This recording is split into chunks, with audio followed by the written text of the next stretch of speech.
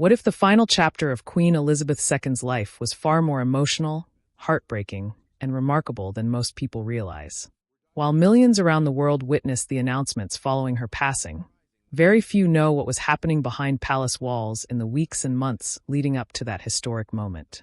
From quiet acts of resilience to deeply personal heartbreak and unwavering devotion to duty, her final days reveal a side of the monarch that many have never heard before. Stay with us as we uncover 20 fascinating insights into the events, emotions, and decisions that shaped Queen Elizabeth II's final journey. Queen Elizabeth II had been dealing with health challenges for quite some time before her passing on September 8, 2022. The year itself proved to be particularly difficult for her in this regard. In February, she tested positive for COVID-19, which, although it caused only mild symptoms, sparked widespread concern throughout Britain. Despite being fully vaccinated and having received a booster shot, her age of 95 placed her in a high-risk category. To prioritize her well-being, the royal palace scaled back her responsibilities, allowing her to focus on lighter duties at Windsor Castle. However, despite these adjustments, not everything could be managed or resolved behind palace doors, and her health continued to decline over the following months. In addition to her age and declining health, Queen Elizabeth II was also carrying the weight of a deeply broken heart. Her husband of 73 years, Prince Philip, passed away in 2021 at the age of 99, leaving the Queen devastated. Despite her immense grief, she continued fulfilling her royal duty, though it was clear she carried on with a heavy heart. Many believe that her sorrow played a significant role in her decline, with some even suggesting that her death was, in part, due to a broken heart. This idea becomes even more poignant when you consider the touching detail of their final resting place. Prince Philip's coffin was initially placed in the royal vault, but was later moved to the King George VI Memorial Chapel to rest beside the Queen after her passing. It is as though the monarch had planned their final journey together, ensuring that even in death they would remain side by side, just as they had throughout their extraordinary lives. Even in the face of immense personal loss and declining health, Queen Elizabeth II remained steadfast in her commitment to her royal responsibilities. After Prince Philip's death, she continued carrying out her day-to-day duties, a testament to her resilience and dedication. However, as time went on, the toll on her health became increasingly evident. In March 2022, for the first time in 60 years, the Queen was unable to attend the state opening of Parliament because of mobility issues. Instead, the Prince of Wales stepped in to deliver her speech, marking a poignant moment in her reign. This was only the third time she had missed the event, with the first two occasions occurring during her pregnancies with Prince Andrew in 1959 and Prince Edward in 1963. Remarkably, even in her final days, the Queen continued fulfilling her constitutional role. Just 2 days before her passing, she carried out one of her most significant duties by formally accepting the resignation of Prime Minister Boris Johnson and appointing Liz Truss as his successor. The ceremony took place at Balmoral Castle instead of Buckingham Palace, reflecting her ability to adapt to her circumstances while continuing to serve. According to Liz Truss, the Queen remained sharp, engaged, and fully aware during their meeting, even though she relied on a walking stick for support. Some people close to the monarch later suggested that, with this final constitutional act complete, she felt she had fulfilled her life's duty and was finally at peace, ready to let go. Her unwavering dedication to public service until the very end remains one of the defining features of her extraordinary reign. During her final days, Queen Elizabeth II spent most of her time at Balmoral Castle in Scotland, a place she treasured deeply. She had been staying there since July 21, 2022, and many royal experts believe the decision was influenced by the countless cherished memories the estate held for her. Despite her declining health, reports suggested that the Queen remained surprisingly lively during her stay. She spent time shooting with her cousins, enjoyed watching her favorite weatherman on television, and continued embracing many of her usual routines. Photographs from those final weeks showed a Queen who appeared genuinely content and at ease. One particularly memorable moment came when she surprised everyone by announcing a relaxed and informal dinner for her Balmoral cousins, breaking away from the traditional royal expectations of black ties and elegant evening gowns. She even chose to forego the customary bagpipe performance for the evening, a rare departure from royal tradition for someone so well known for respecting protocol. Although the unexpected decision raised a few eyebrows, the Queen's word was final. It seemed that Balmoral Castle, with its deep emotional significance and her lifelong love for Scotland, was exactly where she wanted to spend her remaining days, surrounded by comfort, treasured memories, and moments of genuine simplicity. For Liz Truss, the day began like any other busy day as Prime Minister. She was deeply involved in a debate about the country's ongoing energy crisis in the House of Commons when everything changed in an instant. Around noon, she was discreetly handed a note. The message it contained would soon send shockwaves through the monarchy and the entire nation. Realizing the seriousness of the situation, Truss quietly left the debate, leaving politicians and members of the public wondering what could possibly have required her immediate attention. The mystery lasted only a short time. Just 20 minutes later, Buckingham Palace released a statement revealing that the Queen's doctors were deeply concerned about her health. Although the statement reassured the public that the Queen was comfortable and resting at Balmoral, the combination of Truss's sudden departure and the monarch's recent health struggles caused many people to fear the worst. During the same debate, Labour's deputy leader, Angela Rayner, also received a note informing her of the situation, adding to the growing sense of unease throughout Parliament. As news of the Queen's condition spread across the country, Liz Truss took to Twitter in an effort to reassure the nation. Even so, it had become painfully clear that the British monarchy was entering one of the most critical and uncertain moments in its modern history. The Queen's last dinner seemed like any other peaceful evening. In the days leading up to her passing, everything appeared normal, even joyful, for Queen Elizabeth II. The night before her sudden illness, she enjoyed a lovely dinner at Balmoral Castle, sharing laughter and cracking jokes with those around her. There was no sign that her health was about to take a turn for the worse, leaving the public shocked by the rapid events that followed. By midnight, however, the Queen's condition had worsened dramatically. Her caregivers acted swiftly, transferring her to a medical station where a team of top doctors monitored her closely, making every effort to stabilize her. Sadly, their efforts could not stop her decline. As her blood oxygen levels dropped, it became clear to both her family and the public that the situation was grave. Elizabeth II, Britain's longest-reigning monarch, was in a critical fight for her life. Across the country, her subjects anxiously awaited news, holding their breath as they hoped for the best but braced for the worst. On a comforting note, the Queen was not alone in her final hours, surrounded by care and love during this difficult time. As the Queen's health began to decline, her children and extended family were immediately called to Balmoral Castle. Family members quickly gathered, with even those abroad making their way to be by her side. Prince Charles and Camilla, the Duchess of Cornwall, were the first to arrive since they were already in Scotland. Instead of driving, they boarded a helicopter from Dumfries House to reach Balmoral more quickly. Princess Anne was also already in Scotland, allowing her to arrive without delay. The fact that the royal family members were either nearby or able to reach Balmoral so quickly seemed almost like fate, ensuring that the Queen was surrounded by her loved ones in her final moments. As the Queen's condition continued to worsen, royal family members arrived to find Her Majesty struggling to hold on. By this time, the public had also begun to realize what was happening. With members of the royal family rushing to Balmoral, it was clear that this was not just another health scare. Although they could not make it to Balmoral Castle, the Queen's loyal subjects did the next best thing. They gathered outside Buckingham Palace, leaving flowers, lighting candles, and praying in the hope that their gestures would somehow give the Queen a fighting chance. Some in the crowd seemed to sense the gravity of the situation, but they remained outside the palace waiting for updates on Her Majesty's health. Even heavy rain could not send them home, as they stayed by the gates holding on to hope. Sadly, despite the well-wishes from thousands of her devoted subjects, Queen Elizabeth's condition continued to decline. Her medical team worked tirelessly to find a solution as her vital signs dropped rapidly. By around 3 p.m., it seemed that hope was fading, but the Queen remained remarkably strong even in the face of such hardship. She put on a brave face and fought fiercely during her final moments. However, even the Queen could not defeat death. At exactly 3:10 p.m., Her Majesty's heart stopped beating. Dr. Douglas Glass, the doctor overseeing her care in Scotland, pronounced her dead, noting that the cause of death was old age. While the news devastated many, Dr. Glass revealed that he had seen this day coming months earlier. With the Queen passing away, members of the royal family continued arriving at Balmoral Castle. Prince William landed at Aberdeen Airport at 4 p.m., leaving behind Catherine and their 3 children at home. He was soon joined by the Duke of York, the Earl, and the Countess of Wessex.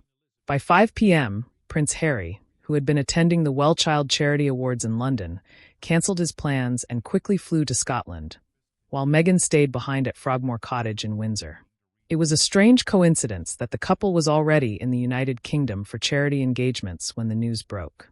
The public would not hear of the Queen's passing until about 1 hour and 25 minutes later, after every royal family member had been informed. Prince Charles, who was at Aberdeen Airport at 6:45 p.m., reportedly had difficulty reaching Harry at first, although that was later clarified. Harry arrived at Balmoral Castle at 7:52 p.m. By then, King Charles had already paid tribute to the nation's beloved monarch. Meanwhile, palace staff worked tirelessly, contacting all necessary officials, including the Chief of the Defense Staff, the High Commissioners of the 14 countries under Her Majesty's rule, and communicating urgently with prime ministers. In recognition of the gravity of the moment, Buckingham Palace lowered its flag to half-mast, signaling one of the darkest days in the country's history. The news of Queen Elizabeth II's death spread quickly, and the crowd gathered outside Buckingham Palace stood in disbelief. Many had been waiting for hours, hoping for an update, but when the inevitable announcement came, it was difficult to accept. Some were too stunned to speak, while others openly wept. The loss was profound, as many had never known a Britain without her. As grief spread, the people of London made their way to Buckingham Palace in an act of solemn respect. Cab drivers formed a guard of honor along the Mall, keeping their lights on throughout the tribute. The overwhelming sense of loss was unmistakable, but amid the sorrow there was a glimmer of hope offered by nature. That evening, 2 rainbows appeared in the skies, one above Buckingham Palace and another over Windsor Castle. It was a touching, if fleeting, symbol of continuity and resilience. In a spontaneous show of solidarity, the gathered crowd began singing "God Save the Queen," the national anthem that had united the nation for decades. Their collective grief transformed into a shared tribute, an unspoken farewell to the monarch who had reigned for so long. News outlets around the world interrupted their regular programming to report the passing of the Queen, describing it as one of the most shocking moments of the year. The mourning became global, with her loss deeply felt not only across the United Kingdom but throughout the world. With Queen Elizabeth II's passing, the meticulously planned royal protocols were set into motion, and Operation Unicorn, the first phase of the broader Operation London Bridge, was triggered. Balmoral Castle, where the Queen had spent her final days, would not be her final resting place. Instead, the journey to honor her began. On September 11th at 10:46 a.m., the Queen's casket departed Balmoral Castle, draped in the Scottish version of the Royal Standard of the United Kingdom, with a wreath of flowers placed on top. Princess and Sir Timothy Lawrence accompanied the casket on the 175-mile journey through Aberdeenshire, Angus, Dundee, and beyond, as large crowds lined the route hoping for one final glimpse of their beloved monarch. After hours of travel, the procession arrived at the Palace of Holyrood House at 4:23 p.m., where the Queen's casket was temporarily placed in the throne room. The following day, on September 12th, the casket was moved to St. Giles Cathedral for a service of thanksgiving, honoring her deep connection with Scotland. During this period, approximately 33,000 people filed past her casket to pay their respects. That evening, Princess Anne held a vigil beside the Queen before the casket was transported to London aboard a Royal Air Force C-17 Globemaster. Upon arrival in London, the Scottish Royal Standard was replaced with the Standard Royal Standard of the United Kingdom as the next phase of the monarch's final journey began. Lying in state, the next phase of Operation London Bridge involved the Queen's casket being transported to Westminster Hall, where she would lie in state. The procession was marked by solemn moments, with Big Ben tolling and the King's Troop Royal Horse Artillery firing their guns as the casket made its way to Westminster Hall from Buckingham Palace. Upon arrival, members of the 3 armed forces took over the ceremonial duties at Parliament Square. Soldiers from the Queen's Company, 1st Battalion Grenadier Guards, were responsible for placing the casket on a catafalque within Westminster Hall. A service of reverence was held under the supervision of the Archbishop of Canterbury and the Dean of Westminster, with the royal family in attendance. From September 14th to September 19th, the Queen's casket remained at Westminster Hall, where the sovereign's bodyguard and household division stood vigilant. The hall was open to the public, allowing 250,000 mourners to pay their respects in person. The queue stretched over 10 miles, with some waiting up to 25 hours to catch a final glimpse of the Queen. For those unable to visit in person, live streams were made available so people around the world could join in the mourning. On the evening of September 16th, King Charles and his siblings participated in a vigil at the casket, followed on September 17th by the Queen's 8 grandchildren, each taking their turn to honor their grandmother. The national grief and devotion continued as the Queen's memory was deeply cherished by the public. Following the period of lying in state, the next major task was to organize the Queen's state funeral. Fortunately, the plans for such an event had been carefully prepared and discussed with the Queen since the 1960s, so it was a matter of following established guidelines.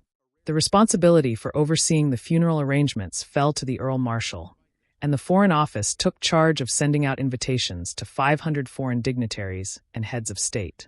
Given the significance of the occasion, the Foreign Office enlisted 300 staff members from their headquarters, known as the hangar, to ensure every detail was meticulously managed. The day of the funeral was declared a public holiday, with local banks and the London Stock Exchange closing to honor the occasion. The city underwent thorough preparations to accommodate the influx of mourners, including extra train services and extensive cleaning. On September 19th, the Queen's casket was transported to Westminster Abbey. The procession to the Abbey was conducted by the state gun carriage of the Royal Navy. As the procession moved along, the tenor bell of Westminster Abbey tolled once every minute for 96 minutes, one for each year of the Queen's life. The casket arrived at Westminster Abbey at 10:52 a.m., marking the beginning of the next phase in the funeral proceedings. On September 19th, the funeral for one of the most significant rulers in history, Queen Elizabeth II, took place. The service began at 11 a.m., with the Dean of Westminster, David Hoyle, leading the ceremony. The service followed the 1662 Book of Common Prayer, with readings by Prime Minister Liz Truss and Baroness Scotland, Secretary-General of the Commonwealth. The Archbishop of Canterbury delivered the sermon during the service. The music included Like as the Heart by Judith Weir and Who Shall Separate Us by James Macmillan, pieces which held special significance as they had been featured in the Queen's coronation and wedding. As the service drew to a close, the last post was played, followed by a 2-minute silence. The national anthem was performed, concluding the funeral with a poignant bagpipe rendition of Sleep, Dearie, Sleep. This marked the end of a historic and emotional service for the late Queen.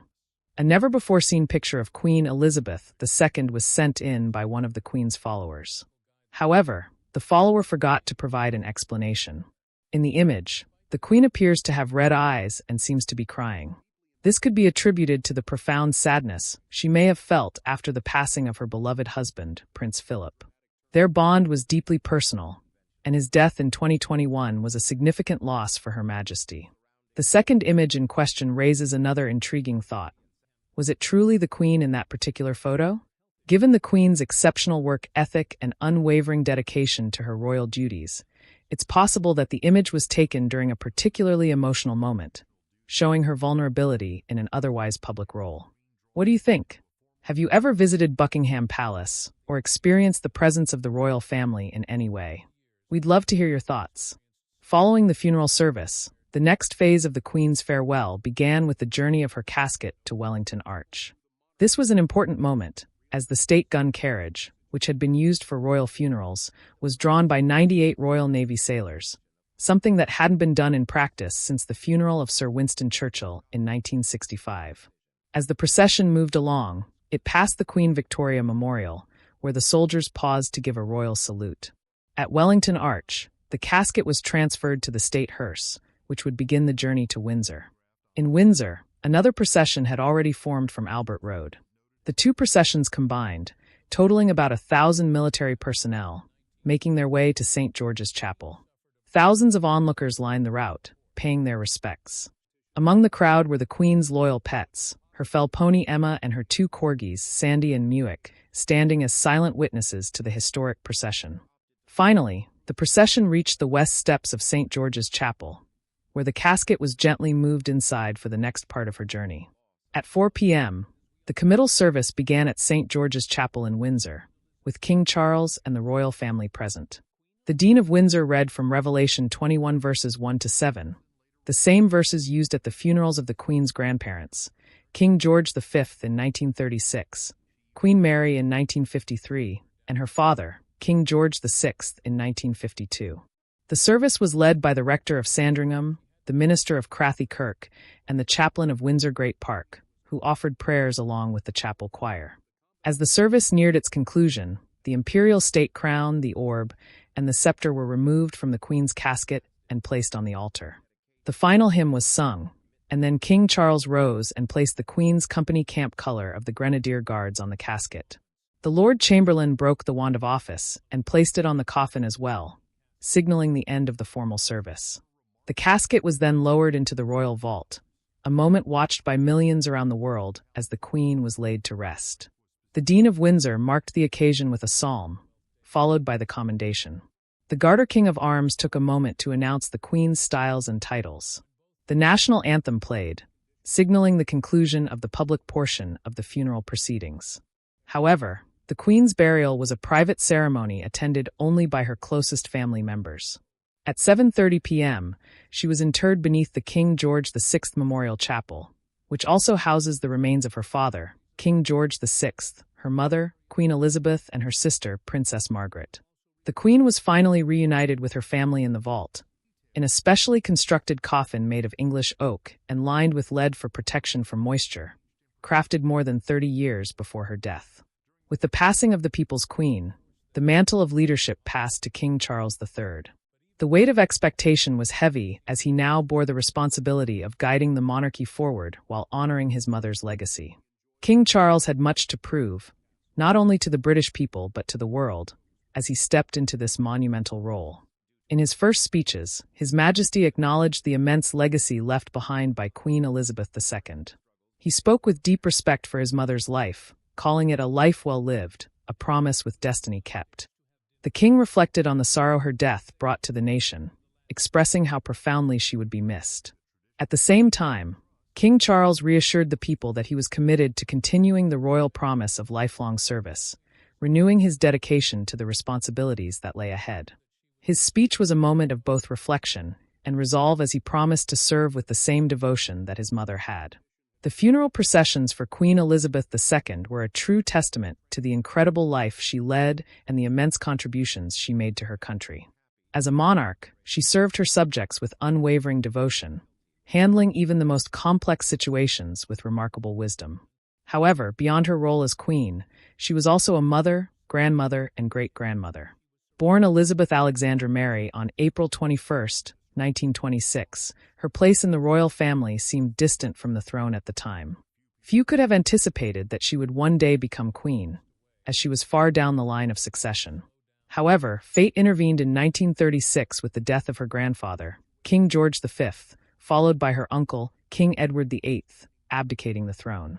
This unexpected turn of events led to her father, King George VI, ascending to the throne, thus making Elizabeth the heir apparent. Even with this newfound responsibility, the Queen remained humble and grounded. During World War II, she became actively involved in public service, demonstrating a deep commitment to her country. Over time, she emerged as a respected and beloved figure, earning her place in the hearts of the public. In 1947, the Queen married Lieutenant Philip Mountbatten, a union that would endure for over 7 decades. Just 5 years later, following her father's passing, she ascended to the throne at the young age of 25. With a sense of duty and dedication to her people, she accepted the monumental responsibility of leading the nation. Throughout her reign, Queen Elizabeth tirelessly traveled the world, met with foreign dignitaries, and served as patron to over 600 charities. At the same time, she balanced her royal duties with raising her family, always putting service and dedication first. Throughout her reign, Queen Elizabeth II never faltered in her duty to the people. Even as a mother and matriarch, she gracefully balanced the responsibilities of ruling a monarchy with the needs of her family. However, being a monarch came with its fair share of challenges.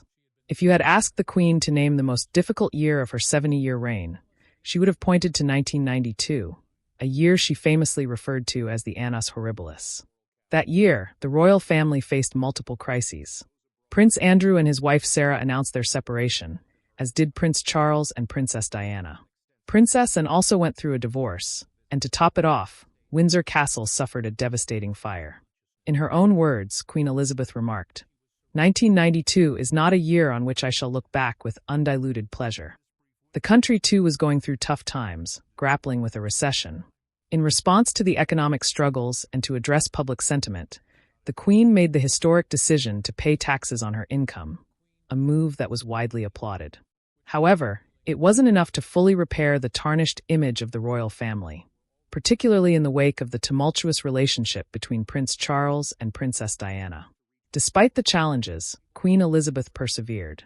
She reached several milestones, including her Golden Jubilee in 2002 and her Diamond Jubilee in 2012, celebrating remarkable years on the throne.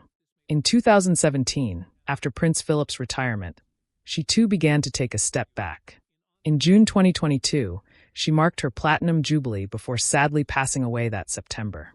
Her reign, marked by grace, elegance, and resilience, left an indelible mark on history, one that will not soon be forgotten. Thank you for joining us on this journey through her extraordinary life.